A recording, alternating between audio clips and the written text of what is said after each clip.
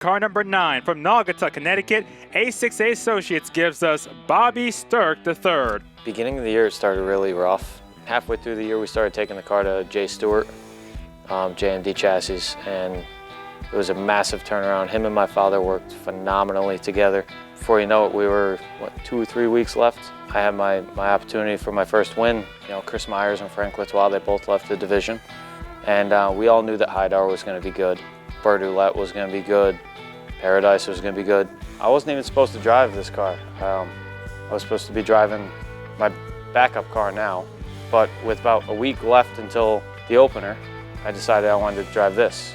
You know, opening day, I felt like I definitely had a better car than Travis. Long run just fell off, and he was able to walk away. I came into week 2 knowing we had a great car, and my father came right out and said, the second that we unload the car, we're going to win today. Outside lane looks racy, and wow, car number 11, Travis Haidar, has a problem initially on the restart. That gives the 9 of Bobby Stirk the lead. It'll be a night that they will never forget. Bobby Stirk to win his first event here at Stafford. I think I had a few 4-letter words to say. You know, I was sick as a dog. I had like a 102-degree fever. I won the race, almost fell standing on the door, did my interview, got through tech, and went straight to the truck and fell asleep. And I went straight home. I was sick for 2 to 3 days after that. It meant a lot. I mean, we all knew we won. Everybody knew we won. I was just so out of it that I didn't get to really celebrate it until the second one. As they work their magic, double checkers are in the air. Bobby Stirk will win tonight in the street stock division. First one wasn't a fluke. The second one definitely wasn't a fluke. Passing Johnny on the outside. He has 18 wins in this division. He's no joke. It really solidified that we were there, and we deserve it. It was a great feeling, you know. Years and years worth of hard work finally paid off. It makes all the hours spent in the shop totally worth it. After you win, they start you in the back. Not the back, mid-pack. It makes it a little extra hard to get up to the front.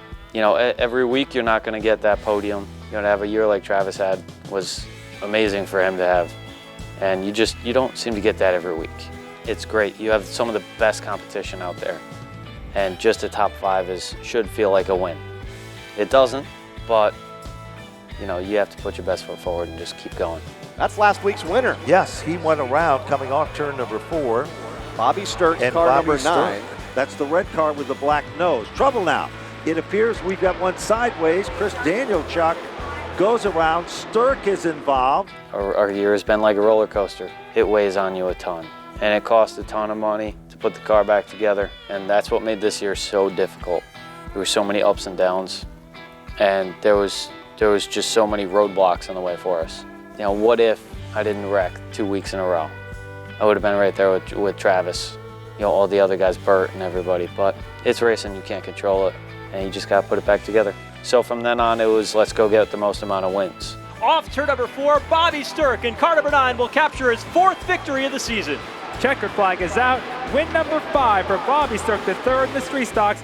Racing against Travis, it was 1 week I'd win, next week he'd win, 1 week I'd win, next week he would win. I think I said it during that 5th win. The only thing that I can say I could race him for is most wins for the season. And right now it seems like I got it, but I'm sure he'll come back next week and match me. And he did. So, you know, let's just go out and try and beat the best car. And he was by far the best car. Stirk to the inside, Paradise to the outside. Checkered flag waving from the starter stand, and Bobby Stirk picks up his 6th win of the season. To get more wins than the champion, that very rarely happens. That means a lot. There's a lot of guys on that win chart. They turned out to be amazing drivers. You know, Woody Pitcat, Johnny Walker, there's just a handful of them. And for me to have the most wins out of my whole family at Stafford means a lot. You know, 6 is awesome.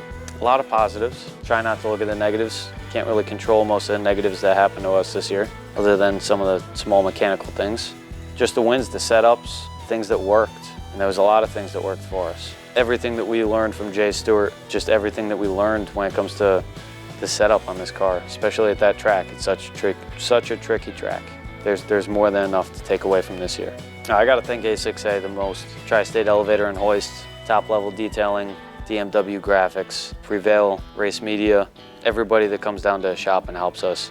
my sister, John Johnson, my father, Butch, my girlfriend for letting me do this because I know it kills her to not see me very often. My mother, just everybody that comes down and helps out. It means a lot to all of us. 2023, we're leaving the street stocks. We're going late model racing. As long as, you know, sponsorship ends up where we all hope it will.